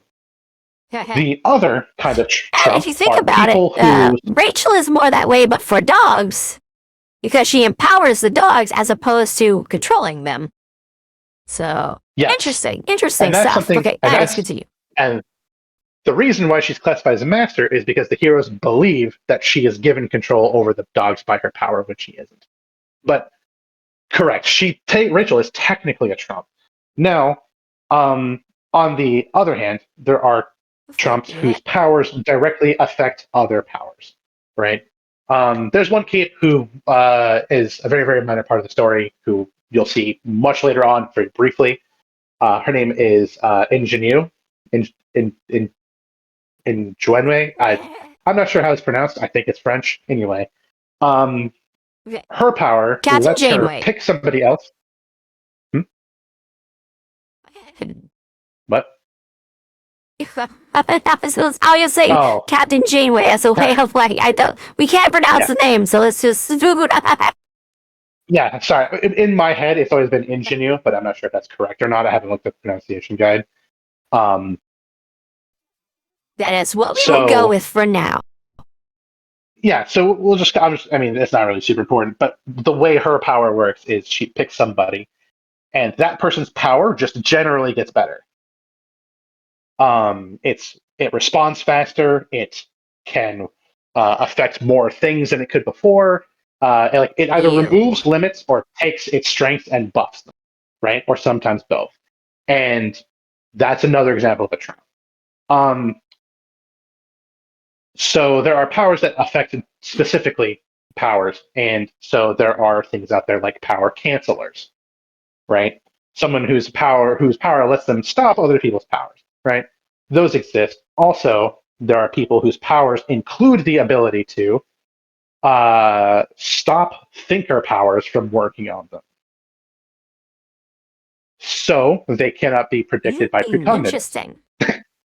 And all of the Endbringers have this effect on them, where they are completely and totally immune to any attempt to try to predict them.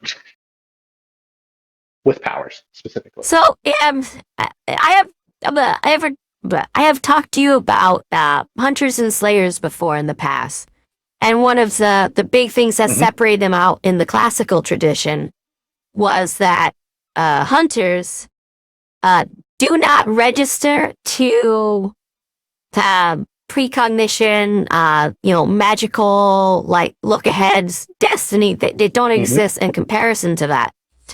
But they can affect you. And, if they go out, they could walk up to, the King of England and kill him. Boom. But nothing that could have predicted things would have ever picked him up. However, a slayer, just walking through the woods, minding their own business, rings up on the destiny scales to anything and everything around with precognition and stuff like that. Like bing, bing, bing, bing, signals are going off, flares are happening, pew, pew.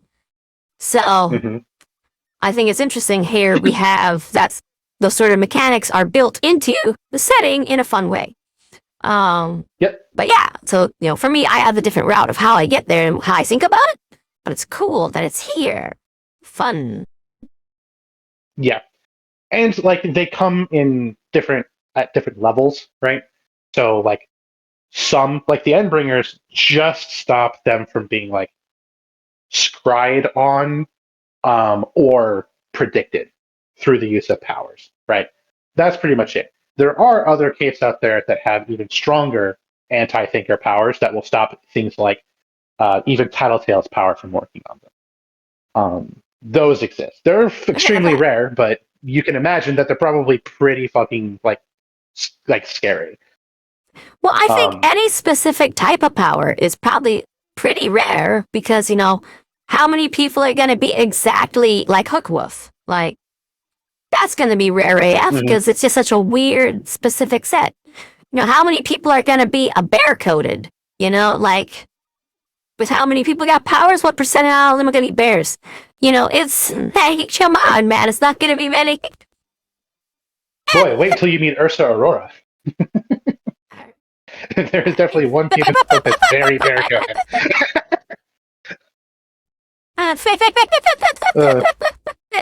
Anyway. Well, I'm also excited to see them. Cool. Yeah, I mean, they're not important. I think they appear once and very briefly, maybe twice, but yeah. There is someone out there with the power that is just bears. But anyway, not important. Nice. But you get the idea, right? So that's something, that's what's going on here. Essentially what was happening is Dino was predicting futures that didn't have Leviathan in them, right? So when he was asking questions and the numbers started changing, Coil very slowly came to the realization that a thinker blind spot, aka an Endbringer, was on its way and was going to be arriving imminently. He pieces that together and he pieces the fuck out. is what happens there. Now, that's not what you're supposed to assume at that point just yet, but once you get to the Miss Militia's interlude and you find out that Leviathan's about to make landfall, that's kind of the point where you're supposed to be like, oh, maybe those two things are related. Because they are, but yeah. That's not confirmed until later, but you get the video screen with the Undeciders in there at the home place and Taylor's getting ready to leave. It goes brant brant, and then we get that interlude that explains what the brant brant was. Is it the brant brant? Are you gonna help? Yeah, I'm gonna help. We have no idea what the hell it means, and then we get to learning what it means and who triggered it too, because it's really neat that sense. She used to idolize Arms Master as a kid and whatnot, and now that we're reaching this, they've had their faults, and they're like, she met him and stuff, and then it screwed that up, and they both screwed it up with each other and sent each other down different paths away from each other. And then now he's done this thing that brings her back to the group of people he sent her to, basically, that she went to, and then he being forced her to be with on accident, multiple times. And now she's back there, and they're both going to go and assist against this great big thing. It's very interesting how their lives keep circling around each other. I think it's neat. Yeah. And that's going to continue. And that's why I think he might be the one who joins the Undersiders. Because, like, yeah, I'm pretty sure they're going to get another person. And I have theories. I have theories as to who it might be. So you know? It's so funny. It's so fucking funny to me how adjacent to correct you are all the time. I heard it's so good. It's so. Well, I know it's going to be another person, and I'm trying to piece it together. I think I got it. But is it theory type yet, or is there more that we got to go over? No, I'm pretty sure it's theory time. That's pretty much it. Yeah, that's okay. It's theory time. Okay, so first of all, I want to state who I think is in the running to join the Undersiders, because I'm sure they're going to get one more person. And I really hope it's not because someone dies. I really hope not. That he's like just started liking Alec, and he's like the most likely to die from something going wacky. Okay, so who I think's going to join. And now I have reasons and suspicions and stuff and whatnot, right? So, okay. I think I still think Arms Master's on the table, but I think something has to happen to him for him to get there. And now we're going to have a super huge emergency happen. So, he's already getting ready to be sent off somewhere where he's going to be an underling. If he gets injured or something as well, and that might be enough to get him into the Undersiders. Especially if Taylor winds up saving his life or saving people in front of him or something, he might go, well, they've helped all these other times you've needed help and stuff there. I kept sending them away. So maybe it's time that instead of sending them away, I go to them and meet them halfway, or even go above and beyond going halfway. You also very specifically predicted that this injury would be him losing a leg. So just keep that one in the back of your mind. I did. It is very possible, especially since we've already seen, like, with his equipment and stuff, his base, his core, the thing holding him up and whatnot, be his halberd, in the midst of battle and whatnot. So him losing a leg, he still has that third leg to stand on. There's a lot of metaphor that can be found in that. So, is that cool possibilities there? So yeah, I have a theory about Arms Master being possible. But we heard the kids, and who's on the table for getting kicked out? It seems everyone is on board with me when it comes to the kid Winslander. Screw him. They're trying to get rid of him.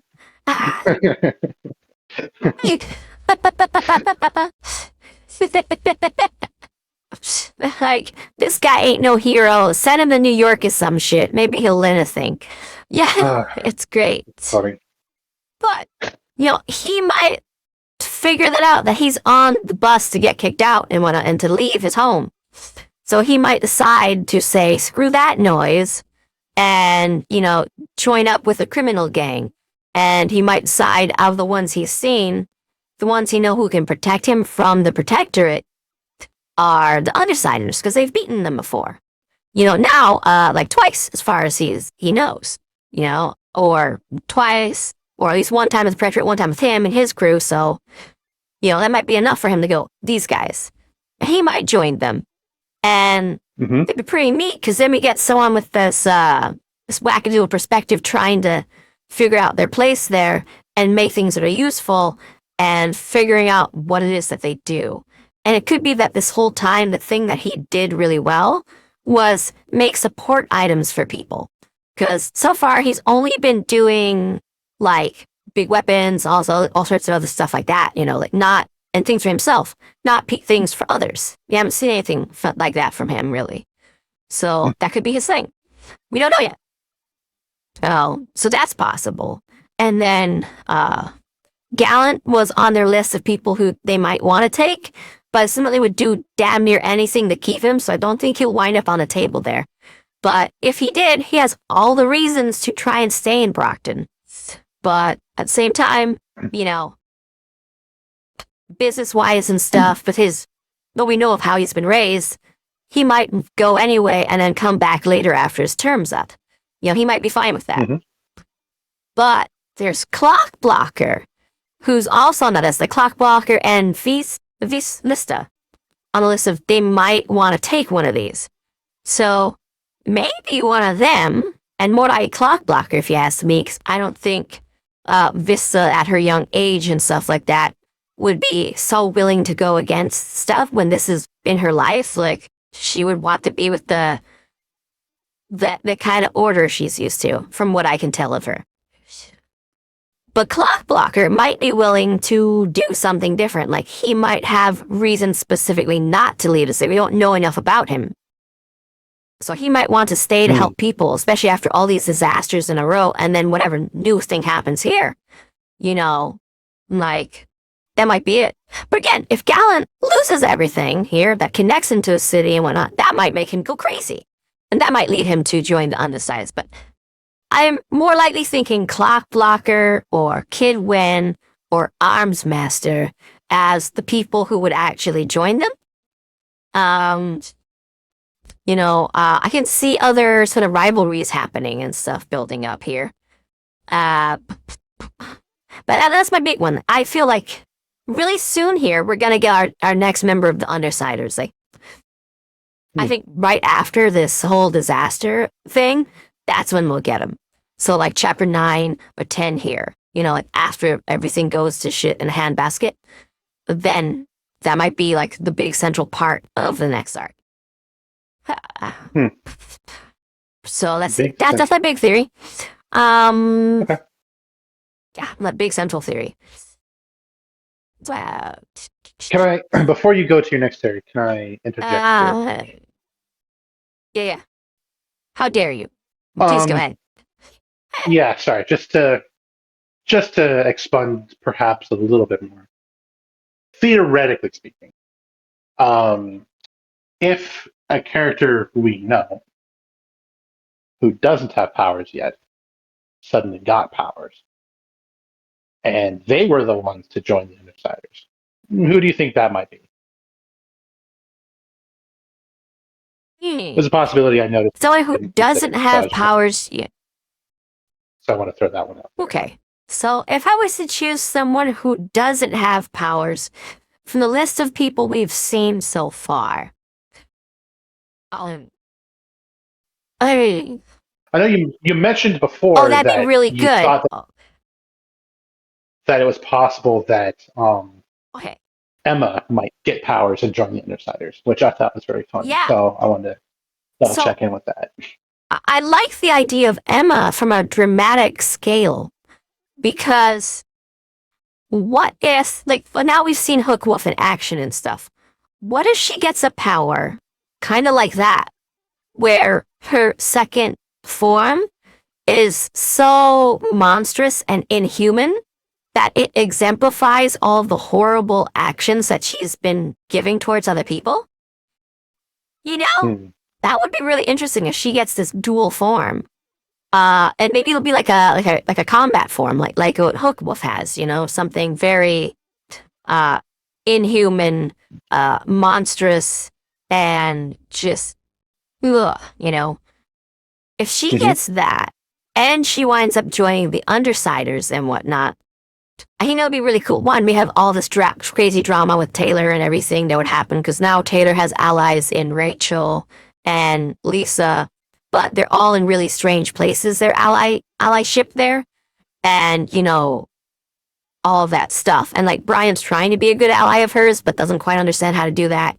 Alec don't care, and stuff there. And he might actually relate more with Emma when she comes in, and all of that. So I don't know. It would be a really dramatic character, and especially if like her mind separates out too. Like, what if all of her messed up stuff switches to going into the monster form, whereas what she's been showing off, her mask and everything, becomes what her normal human form is? That could be really interesting. That's so cool. Okay. Who else have we seen that's human? We saw a few of other school members. I don't think Madison would make much difference if she was empowered or not.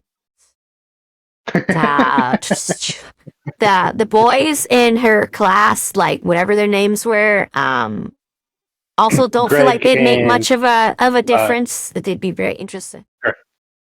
Greg and Sparky. Yeah, Greg and Sparky. They don't feel like they'd make much of a dramatic uh anything if they joined a team.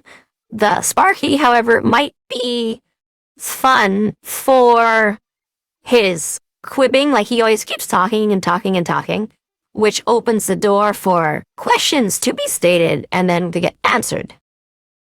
And if he's afraid of his own talking, it might keep the amount he does down. So that could be an interesting dynamic. But I have no idea what the heck he would get. Like, power to confuse people with his jibber jabber. I don't know. Confusion, actually, that's a Jabber really jaw. interesting power set.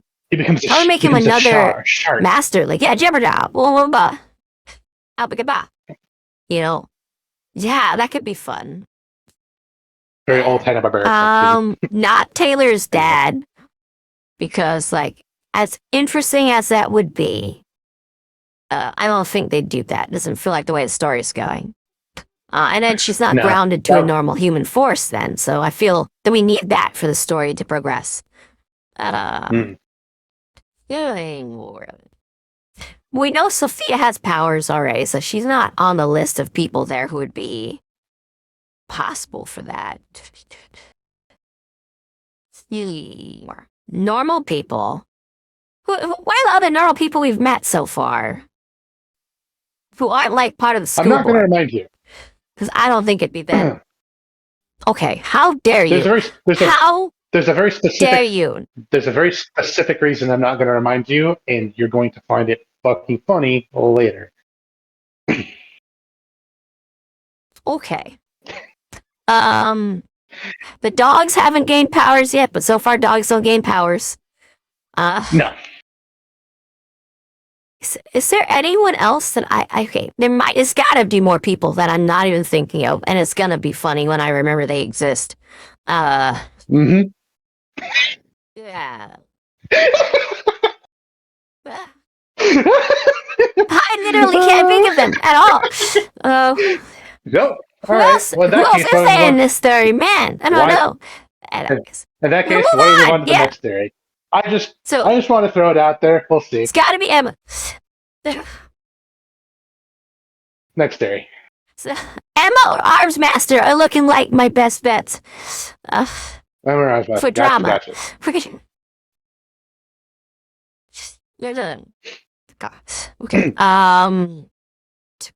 Next theory. Oh gosh. If I had one, it's gone now because of that. I can't remember who's who. Yeah, well. It's all good. We have two major theories. Right. Do you have anything relating to the Endbringer, maybe? Like, what do you think an Endbringer is? That's a good question, I think. So, I think an Endbringer is a person, who is part of the, like, original one of people getting powers who aren't Scion. Or, like, those, like, their first generation is my assumption here. And that they are the ones who didn't hold back. Like I said, like, how the people where I'm from operate. Like, they're the ones who operated like that. And then they got so much power where not only can they operate like that, but they can go even further. They can be like, someone from that town over there, made me mad last week. I'm just going to make sure there's no town there now. That's what you get for insulting me. Like, they're ones on that level who have been banded together, because I don't think they band together. I think something, some force or some person has brought them together and gotten them to basically not kill each other and directed them. And my Okay. running theory for that force is the thing I believe that is at the end of Sion's field, like either the thing that lives in opposition for him or the end times itself, whatever that is. I think that force, whatever it is what has held the Endbringers together. Because he is the beginning, they are the Endbringers, so they're bringing the end. So it makes sense to me that his opposite facet is running these guys. So that's my current theory. Whatever's the end of that field is running them, or is so opposite of human that it is them, because he seems very human. He's this one being and stuff like that. So maybe it's these concepts and things that are, outside of human thought process that is running the show. So that's my thought so far. Okay. Interesting. I look forward to hearing your updated theories after the end of the next arc, because there really isn't that much information to go on about these things. So wasn't expecting not yet. No, we'll see. We'll see. Yeah, Acerarax golden femur. Yes. Right. I think I'm getting a little closer. Yeah. I mean, definitely as you accrue more information, you are getting more accurate, as one would hope. So that's definitely true. We'll see how accurate you are and in what parts. Man, I can't think of too much else to ask about in terms of theories. Right. I wanted to remind you of your Lisa theory, because I thought that was very interesting. So I want you to keep that one in mind. Specifically the parts, about like her past and all that stuff, and her motivations and things. So how like parallel panaceas and everything. Yeah. I'm trying to do so. There's not going to be a lot of personal revelations in the next arc. That's mostly going to be reserved for Arc 9. Obviously, I'll just tell you, Arc 8 is a lot of action before we slow down for a minute. So most of these theories, other than the Leviathan theory, are going to have to wait until Arc 9. But in the comments, tell us what you think, because there are some very specific things I found very amusing about this theory section. See if you could point them out. I've been subtly alluding to things, and That's it. I'm fairly certain you haven't picked up on any of them. Also, after these, we've finished recording. We talk about it a little bit more off camera. Things that are a little bit more spoilery, just a little bit. Mainly because we don't want to spoil anything for you. How do I say it?